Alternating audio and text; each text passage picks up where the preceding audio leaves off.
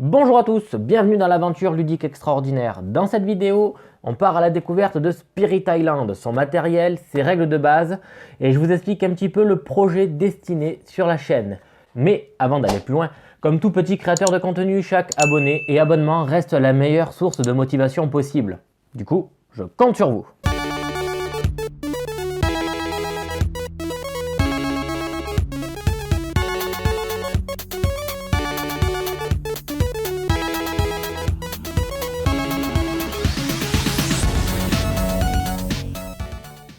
Bon, comme d'habitude, on ouvre la boîte.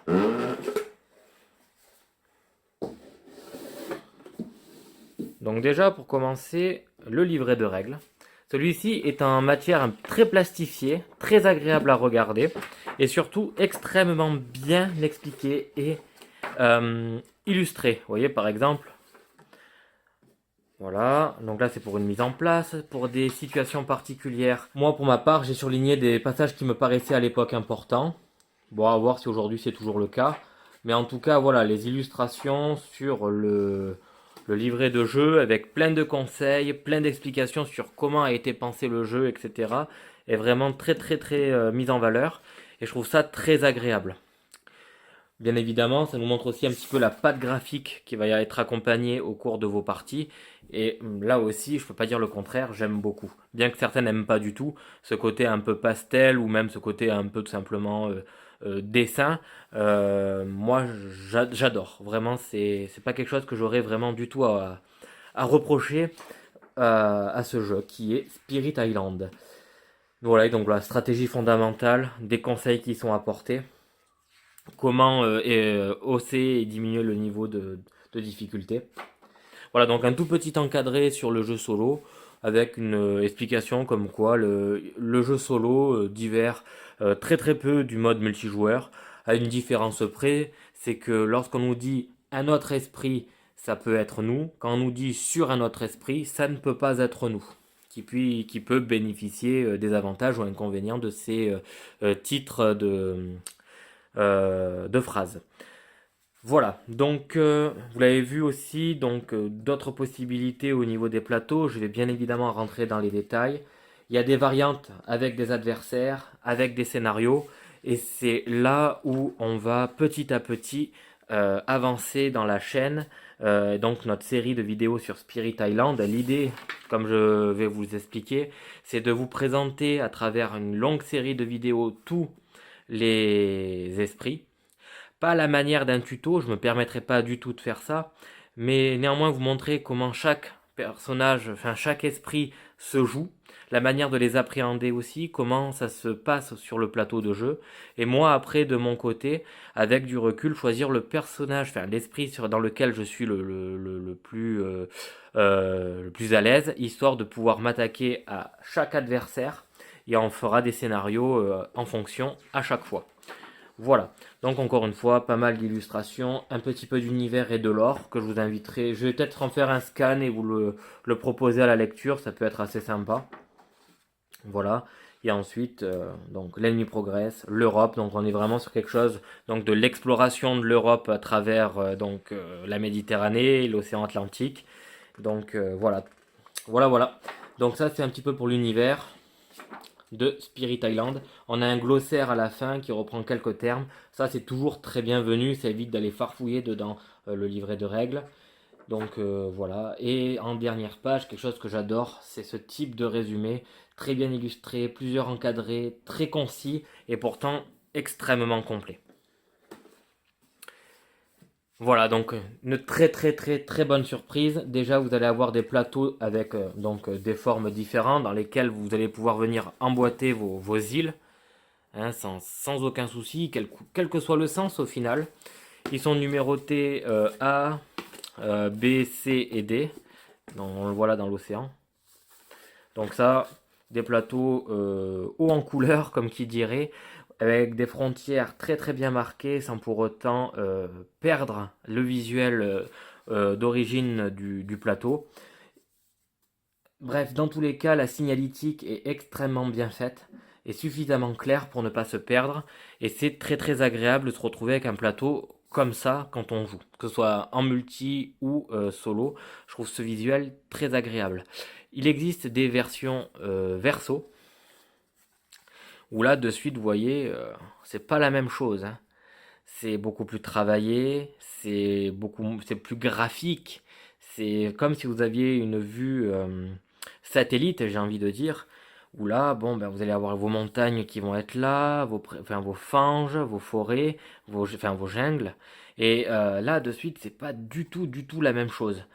Ceci dit, pour ma part, pour vous faciliter la lecture au cours moi de mes parties, et moi qui suis pas non plus très à l'aise avec cette signalétique-là, pour le moment, je vais la mettre de côté. Viendra peut-être un moment où je vais y rentrer dedans, puisque quand même, on va pas se le cacher, c'est très joli.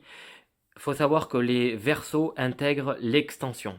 On le sait avec ce petit symbole là du serpent ici, qui est présent dans les extensions. Donc, je vous le présenterai, j'espère, si j'arrive on va dire, à avancer suffisamment bien dans le jeu et à être suffisamment à l'aise pour pouvoir vraiment bien vous le présenter, que ça ne fasse pas trop répétitif non plus. Donc voilà, à chaque fois hein, des choses différentes, des esprits incarnés, différents aussi. Bref, tout ça est très agréable vraiment pour l'œil. Et c'est un jeu que je vais vous recommander fortement de jouer parce qu'il est excellent. D'ailleurs, pourquoi je fais une vidéo sur Spirit Island, d'ailleurs ça va même être une série, c'est parce que depuis 2 ans, il est numéro 1 pour le jeu solo, devant Gloomhaven. Donc il y a des raisons. Moi j'ai jamais joué en solo, j'ai toujours fait en duo et en duo j'ai toujours dit que je l'appréciais énormément. D'ailleurs il est dans mon top 10 des jeux à jouer à deux. Donc c'est pour ça que je vous dis, je peux pas passer à côté de vous montrer Spirit Island en solo. Donc voilà, ça c'était pour les plateaux individuels qui représentent une île ou une partie de l'île si vous jouez à plusieurs à défendre. Et une très bonne surprise apportée dans Spirit Island, vous allez avoir des inserts utiles puisqu'ils vont aider à la mise en place. Comme vous pouvez le voir, ils sont compartimentés, vous pouvez les sortir et tac, vous avez votre mise en place de fait. Donc très agréable. Des petites figurines toutes simples, pas besoin de plus, en petit plastique. Donc là, vous allez retrouver un explorateur. Vous voyez, c'est tout con, hein. Ça fait un peu penser aux figurines des Cyclades. Hop là, vous allez avoir ensuite ici des petits jetons appelés désolation. C'est des effets très négatifs. Ici, ça va être des petites maisons qui vont représenter en fait un village. Et ensuite, ces grands hôtels, ou du moins cet assemblage de plusieurs grosses maisons, vont représenter des villes ou cités. Je ne sais pas exactement comment je vais encore les appeler au cours de mes parties, mais ça risque de tourner autour de ces mots-là. Voilà. Donc, vous l'aurez compris, il s'agit d'une progression des explorateurs à travers l'île quand ils s'installent, leur village grandit.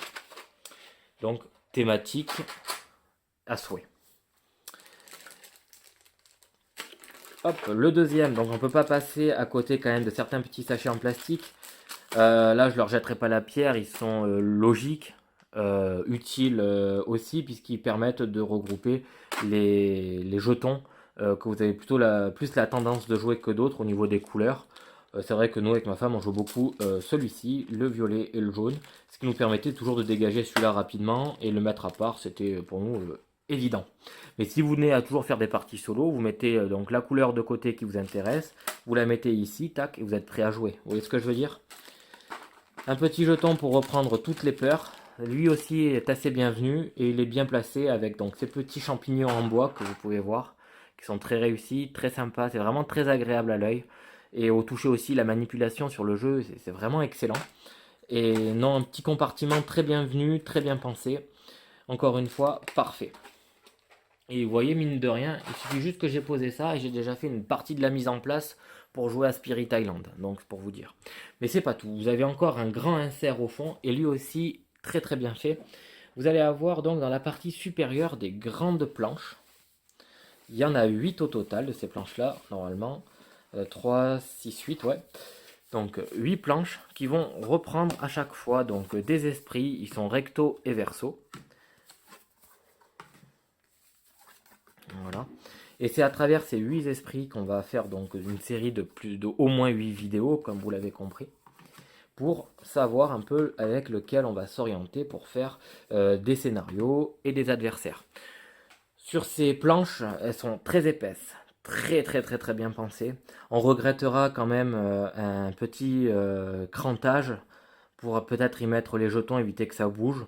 Mais ça, c'est un petit détail. Mais bon, aujourd'hui, quand même, on peut quand même un petit peu critiquer le matériel. Donc, au verso, vous allez retrouver une illustration globale, un historique et sa complexité avec son style de jeu. C'est intéressant pour un petit peu savoir comment vous orienter au cours de votre partie et à partir de quand votre esprit devient intéressant à jouer ou comment s'y prendre pour mener votre gameplay tout simplement. Parce que chaque personnage a un gameplay différent.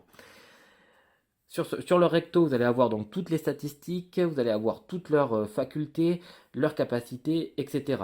Chaque personnage a des règles spéciales. Donc ça sera toujours indiqué d'une manière ou d'une autre sur votre plateau. Par exemple, pour la prolifération de la verdure rampante, c'est indiqué ici, leurs règles spéciales.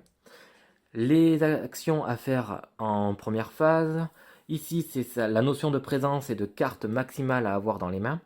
Et après, ensuite, ici, leur pouvoir inné. Chaque esprit a ses propres pouvoirs personnels. Lui, il en a deux types, un lent et un rapide. Voilà. Donc, très bien illustré. Je trouve que c'est très lisible, c'est très agréable. Et il n'y a absolument aucune ambiguïté sur ce type de carte-là, sur ce type de tuile-là. Donc, non, très bienvenu, très intéressant. Et franchement, c'est un gros coup de cœur, ce matériel proposé par Intrafin Game. Et c'est pas fini, puisque nous avons donc encore en dessous un petit plateau général qui va plutôt être utilisé pour les explorateurs avec les conditions de victoire. Donc vous voyez, très bien illustré, c'est des emplacements, c'est très lisible, ça aide à la lecture. On a à chaque fois un récapitulatif du tour de jeu au cours de la partie, ici quand même. Donc voilà, ils ont poussé très loin les plateaux pour nous éviter au maximum de retourner dans le livret de règles. Pour nous éviter un maximum, dans tous les cas, d'utiliser des petites cartes et des aides de jeu. Tout est fait pour que ça fonctionne parfaitement. Et on peut très bien voir ici les conditions de victoire. On va avoir des cartes peur qui vont venir donc s'ajouter ici. Donc carte peur gagnée, carte peur défaussée. Les peurs, donc on va avoir donc au début un nombre de peurs par joueur. Donc nous on va être tout seul, donc 4. On va les mettre ici. Quand on les gagne, ils vont aller là. On nous fait un petit rappel bref sur à quel moment on génère des peurs. Et puis après, tout simplement, nous allons ici avoir donc l'intercalaire, donc le niveau de terreur auquel on se situe déjà, et on va défausser nos intercalaires ici. La carte désolation ira là. Bon, on y viendra après dans les détails. Et ensuite ici vous allez avoir donc le paquet explorateur qui va être là, constitué d'une certaine quantité de cartes au cours de la partie. Je vais vous expliquer ça au cours de la mise en place.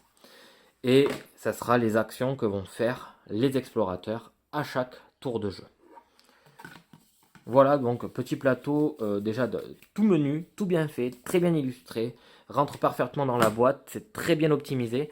Et j'adore ce concept-là, en fait, de plateau, où vous allez avoir des emplacements et des rappels de règles, des rappels de mise en place, des rappels à tout va. Et franchement, c'est rien à dire, c'est très bien abouti comme matos. J'en profite pour vous dire qu'il y a une troisième version de Spirit Island qui est sortie, donc il n'y a pas forcément d'errata, de rectification de règles majeures, ça c'est clair. Peut-être sur une ou deux cartes, à ce que j'ai compris, et encore. C'est même pas sûr, je crois que vraiment l'errata concernaient le passage de la première à la deuxième édition, et c'est tout. Pour poursuivre, il y a une troisième extension qui est sortie. Je vous mettrai le lien Philibert s'il le faut dans la description pour vous donner un peu plus de renseignements. À savoir que c'est une extension qui va proposer la possibilité de jouer jusqu'à 6 joueurs, et d'autres esprits. Et peut-être d'autres petites cartes, d'autres mécaniques, mais je ne me suis pas trop penché dessus pour le moment. Pour ce qui est, donc je vous ai montré des formes d'intercalaires ici. C'est les niveaux de terreur, niveau 1, 2, 3. Et en fait, c'est le niveau de peur, si vous voulez, auquel stade sont les explorateurs. Donc là, vous aurez compris que là, au niveau 3, ils ont extrêmement peur, ils sont pas bien. La condition de victoire, pour nous, est plus facile. Voilà, c'était un détail supplémentaire, ces intercalaires. Je vous ai parlé de scénario, je vous ai parlé d'adversaire, c'est tout représenté ici. Et si vous voulez à chaque fois faire chaque niveau pour progresser, faire une campagne, etc., autant vous dire que la rejouabilité est très très importante, puisque vous pouvez très bien prendre un adversaire, ici le royaume de Suède, et l'adapter à chaque fois à un scénario différent. Vous avez 4 scénarios, donc ça fait très vite 1, 2, 3, 4 scénarios pour un seul adversaire qui a 6 niveaux à chaque fois. Ça vous fait quand même pas mal de parties. À propos des adversaires, vous en avez 3. Donc la Suède, le royaume de Brandebourg-Prusse et le royaume d'Angleterre. On verra ce que l'on fera, mais je pense vous proposer des vidéos au cours des avec au moins les trois adversaires et peut-être faire à chaque fois un scénario, un niveau de scénario. Voilà, pour vous montrer un petit peu aussi comment ça se passe, puisque les scénarios et les adversaires apportent une dynamique, des règles différentes, des conditions de défaite et des conditions de victoire différentes et qui évoluent à chaque fois. Et c'est très très intéressant pour progresser et rentrer vraiment dans la profondeur du jeu. Voilà, donc des cartes. Vous allez avoir donc plusieurs types de pouvoirs. En majorité, ça va être donc des pouvoirs mineurs, représentés par ce type de carte-là, ce symbole-là. Donc, il y en a quand même un beau paquet. Pour ma part, je ne les sleeve pas. J'ai fait quelques parties, ça s'est pas vraiment abîmé, donc c'est de la très très bonne qualité. Elles sont pas forcées, elles sont tissées. Non. Si, il y a un léger tissage dessus, mais vraiment très très très très léger. Mais ça suffit pour apporter une très bonne durée de vie et largement assez de qualité dans la manipulation de vos cartes. Elles restent très agréables. Donc aucun problème sur ces cartes-là proposées donc dans Spirit Island. Autant pour les pouvoirs mineurs qui sont en très grande quantité. Donc elles, vous allez pouvoir en fait au cours de la partie en piocher 4, en choisir une et l'ajouter à votre main. Enfin à votre deck du moins. Pour ce qui est des pouvoirs mineurs majeurs, ils sont ici représentés par cette signalétique. Et vous allez avoir vraiment des forces et des coups beaucoup plus importants, ça c'est clair. Et quand vous allez vouloir acquérir un pouvoir majeur, vous devrez dans tous les cas vous défausser d'une autre carte. Que ce soit un pouvoir mineur, majeur ou spécifique. Alors ça doit pas être spécifique, ça doit être un pouvoir unique, je pense, ou on va dire personnel, puisqu'effectivement chaque personnage va venir avec un lot de cartes au début. Donc même chose. Donc pour savoir, alors voilà, donc pour savoir quelle carte appartient à quel esprit, vous allez toujours avoir une illustration. Donc moi j'ai peut-être dû les mélanger au début, quoique. Il y en a 4 ici. À chaque fois a priori c'est 4 de souvenirs, quoique. Voilà. Donc ça c'est les cartes pour tous les esprits de départ. Je vous ai parlé de cartes peur tout à l'heure, donc les voici. Elles ressemblent à ça.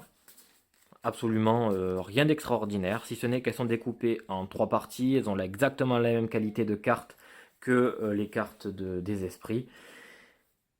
On a vu qu'il y allait y avoir 3 niveaux de peur au cours de votre partie. Ces 3 niveaux seront représentés par un découpage de votre carte en 3 parties, elle aussi. Je vous ai parlé de désolation tout à l'heure, il va y avoir des cartes avec donc des désolations. Donc quand votre île est en parfait état, on dit qu'elle est luxuriante. Quand elle arrive à île désolée, ça commence à coûter un peu plus d'argent pour faire des choses sur votre île.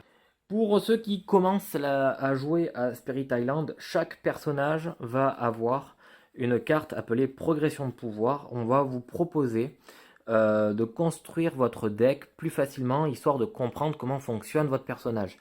Personnellement, j'en ferai fi. Ça ne m'intéresse pas de repartir quand même à ce niveau-là du jeu. Mais sachez que pour ceux qui débutent, il y a quand même vraiment un gros guide avec ces cartes-là. Et je vous encourage vivement à les utiliser pour rentrer un peu plus dans la mécanique de chacun de vos personnages. Enfin, esprit si vous préférez. Il y a exactement toujours des cartes de rappel pour les personnages. Donc les actions, on va s'en servir. Et on va avoir l'ordre de tour. Voilà, donc là, on est arrivé donc au bout du matériel. Donc, des plateaux, des cartes, des adversaires, des jetons, des figurines. Vous voyez, donc c'est un jeu qui est très complet et qui est vraiment très très joli. Ah oui, il me manque les petites cartes ici, c'est les cartes des explorateurs. Donc vous voyez dessus, ça représente des petites des illustrations identiques au plateau de l'île. Et c'est là où il va y avoir des actions des explorateurs sur ces parcelles de l'île, en fait, hein, tout simplement. Certaines cartes vont avoir ce petit symbole ici avec un drapeau, un fort avec un drapeau. C'est uniquement destiné lorsque l'on fait des scénarios et des adversaires, donc pour le moment, on ne s'en intéressera pas. Voilà, donc du coup, ce que je vous propose de faire, c'est expliquer les règles en mettant en place le jeu. Je ne vais pas rentrer vraiment dans le détail des règles, ça c'est quelque chose qu'on va voir au cours à chaque fois d'une partie, ou à chaque fois je présenterai un tel ou tel type de situation, d'accord? Donc déjà, on va le mettre en place. Donc du coup, par rapport au paquet peur, celui-ci va déterminer une première solution de victoire. Une fois qu'il est épuisé en intégralité, vous arrivez donc à cette case là et ça déclenche automatiquement la victoire sur votre partie. Donc déjà ça c'est super bien. On peut jouer donc avec la peur tout court pour arriver à gagner. Ensuite par rapport à la carte ici île luxuriante, c'est là où on joue les désolations. J'ai choisi de jouer donc avec une carte, on m'impose de jouer avec 2 désolations par joueur. Étant un seul esprit, je vais donc poser 2 désolations. Une fois que les 2 désolations ici auront été utilisées, je devrais retourner l'île luxuriante en île dévastée. Il va y avoir des points négatifs qui vont venir s'ajouter. Ici, on retrouve le paquet des explorateurs. Donc, un paquet qui est très très bien fait. Donc, dans le paquet, vous allez avoir 4 cartes de niveau 1. Vous en évacuez une. Vous allez avoir 5 cartes de niveau 2. Vous en évacuez une. Et vous allez avoir 6 cartes de niveau 3. Vous en évacuez une. L'idée d'avoir toujours un peu plus de rejouabilité et un petit peu d'aléatoire dans ce que vous allez sortir et éviter d'être certain de toujours avoir la même chose. Donc ça laisse un petit peu de piquant sur l'arrivée de la partie, l'avancement de la partie, sans pour autant rendre la chose complètement aléatoire. Et c'est extrêmement bien équilibré. Pour ce qui est de votre plateau joueur, jusqu'ici rien de bien compliqué. Vous l'avez vu au verso, il faut lire la mise en place. La mise en place. Chose qui a été faite pour ma part, et recouvrir toutes ces zones avec des jetons présence. Je vais venir après sur la mécanique. Ensuite, vous mettez bien de côté ces jetons là, ces petits jetons en carton, c'est des marqueurs, des rappels par rapport à des effets que peuvent donner des cartes à tel ou tel moment de votre phase de jeu. Enfin, sur le plateau, votre plateau personnel, il y a juste à mettre en place le plateau comme il était prévu. À savoir que vous avez toujours des petits pictogrammes qui vous aident pour la mise en place. C'est intuitif, facile, très bien pensé, absolument rien à redire. Et les plateaux, c'est tous les mêmes, répartis différemment, ce qui apporte encore une variante de rejouabilité, ce qui est vraiment très intéressant.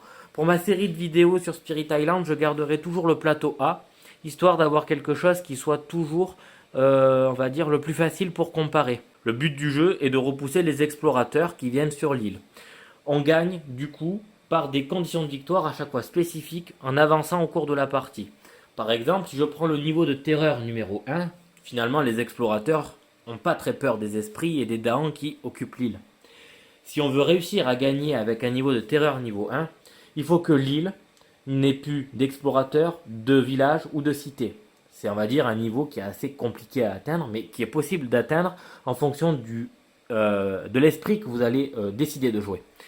Pour ce qui est des conditions de défaite, elles varient, tout comme les conditions de victoire. Vous pouvez perdre de plusieurs manières. Déjà, la première chose, si ce paquet vient à être épuisé, il n'y a plus de tour pour pouvoir faire les 3 actions autour des explorateurs, vous perdez la partie. Vous pouvez perdre la partie aussi si les explorateurs arrivent à vous repousser du plateau, donc c'est-à-dire à tuer votre esprit. Enfin, il est possible de perdre lorsqu'il n'y a plus de jetons de désolation sur cette partie-là. Donc 3 grosses conditions de défaite et des conditions de victoire aussi égales à 3 en fonction du niveau de terreur dans lequel vous allez avancer au cours de la partie.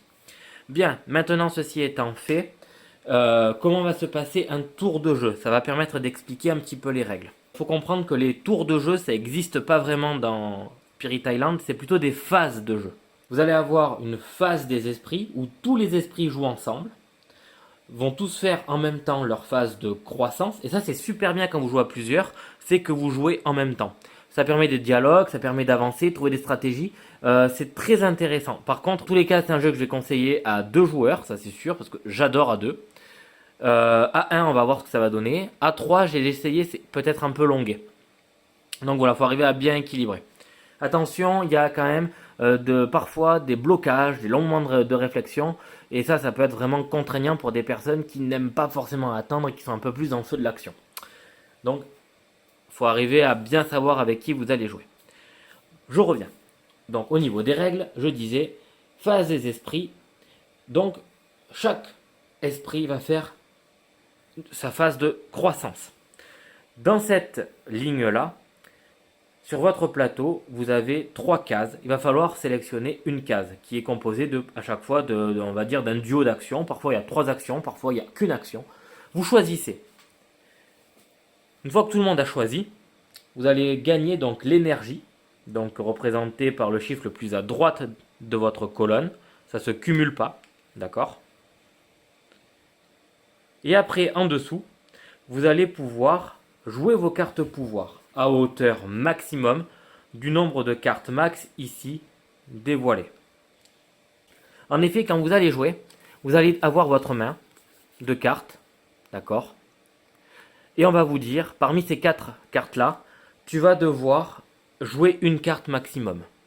Une fois que tu l'as jouée, par exemple, ici je vais gagner 0, je vais devoir en jouer une.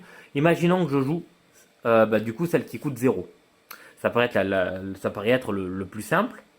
D'accord? Donc je dis, ouais, je fais ça. Il se passe des choses sur le plateau de jeu, parce que c'est un pouvoir qui est rapide. D'accord? Donc phase de pouvoir rapide. Il se passe des choses. Une fois que mes pouvoirs rapides ont eu lieu, on va me dire, ben voilà, on arrive à la phase des envahisseurs. Phase des envahisseurs. Déjà, on commence par regarder la désolation de l'île, à quel niveau de désolation on est. Ensuite, on va gérer les cartes peur et les défausser une fois qu'elles ont été jouées. Les cartes peur, ce ne sont que des choses positives pour nous. Ensuite, les explorateurs vont ravager, construire et enfin explorer. Modérer un tout petit peu un propos. Tout à l'heure, je vous ai dit qu'il y avait une condition de défaite qui était conditionnée par le fait que ce paquet soit vide. Je vais vraiment expliquer en disant que si vraiment on ne peut pas tirer de cartes pour explorer, à ce moment-là, la partie est perdue. Puisque les événements pour les explorateurs se font vraiment dans le sens ravager, puis construire, puis enfin explorer.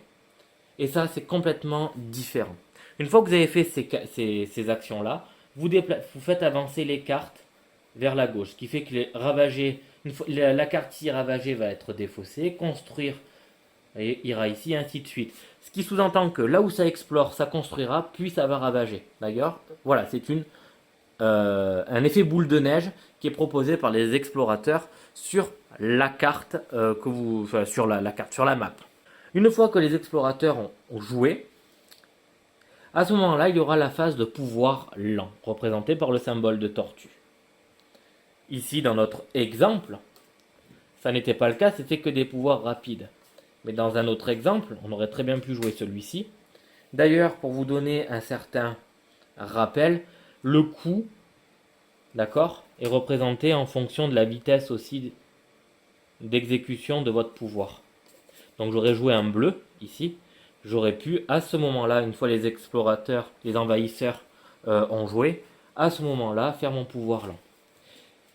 Une fois qu'on a fini cette phase-là, on va prendre notre carte et on va la défausser. Ce qui sous-entend que notre main carte, ici, il nous restera ces 3 cartes-là pour jouer au prochain tour. Et c'est de la gestion de main carte. On va pouvoir, dans la défausse, aller récupérer une carte, oui, grâce à des actions qu'on va faire en croissance. On va pouvoir récupérer des cartes en allant piocher plutôt, des cartes pouvoir mineur ou des cartes pouvoir majeur. Ça se passe de la manière suivante. On va couper le deck en 2 histoire de ne pas être spoil pour la partie à venir. Je vais piocher 4 cartes ici. Parmi les 4 cartes qui sont là, je vais choisir celle qui m'intéresse le plus. Je vais défausser les 3 qui ne m'intéressent pas. Et je vais garder celle qui m'intéresse et elle va directement intégrer ma main. Ce qui fait qu'on peut avoir une main de carte qui est très grande. Et sans pour autant pouvoir toutes les jouer. Donc il faut bien réfléchir à comment organiser sa main de cartes pour, ben, on va dire, optimiser au mieux son tour de jeu. Oups. Ensuite, pour les pouvoirs majeurs, c'est exactement la même chose, sauf qu'il va falloir en payer un peu le coût de ce pouvoir majeur. Vous allez pouvoir acquérir un pouvoir majeur qui va intégrer votre main en vous défaussant aussi d'une carte, que ce soit de pouvoir unique ou alors de pouvoir mineur. Mais il faudra défausser une carte quoi qu'il arrive. On va étudier vite fait une carte, histoire que ce soit clair. Je pense que vous connaissez déjà de base bien le jeu. Il y a beaucoup d'autres vidéos qui ont traité de ce sujet-là, c'est pour ça que je vais être assez expéditif à partir de maintenant. Une carte est composée avec en haut à gauche son coût et sa vitesse d'exécution. La mana ou les éléments qui vont être apportés par cette carte lorsque vous allez la jouer. Sa portée, jusqu'où vous pouvez utiliser cette carte par rapport à un de vos jetons présence sur le plateau. Et enfin ici, les régions cibles. Il se peut parfois qu'on vous dise portée 0, c'est-à-dire sur vous, ou alors qu'on vous dise région cible, uniquement les fanges. D'accord? Donc il faudra bien réfléchir à ce que vous faites. D'ailleurs, ça me permet d'anticiper et de vous dire que lorsqu'une carte prend une cible en focus, ça va être que cette région qui va subir les dégâts, les dégâts ou les déplacements ou les machins. Vous n'allez pas pouvoir changer, faire répartir les dégâts ailleurs. Enfin, je rajoute encore une couche en vous disant que sur la carte, vous avez toujours des textes. Vous allez pouvoir choisir ce que vous allez, on va dire, plus ou moins décider d'utiliser. Je peux très bien dire, j'utilise que cette partie-là de la carte. Ou alors, je peux très bien dire, j'utilise que cette partie-là de la carte. D'accord? Par contre, je ne peux pas dire, moi ce qui m'intéresse, c'est que la première partie de la phrase. Absolument pas. Là, on prend tout le paragraphe ou pas du tout. Voilà, donc du coup, vous allez voir que ça marche super bien normalement, que c'est assez fluide, que normalement, ça reste assez agréable à jouer. Normalement, en duo, ça marche très bien, donc je vois pas pourquoi en solo, ça marcherait pas. En tout cas, je suis assez impatient de voir ce que ça donne en solo. Du coup, bah, écoutez, ce que je vous propose, c'est de mettre fin à cette vidéo et de se retrouver très rapidement pour de prochaines aventures. Sur ce, ciao!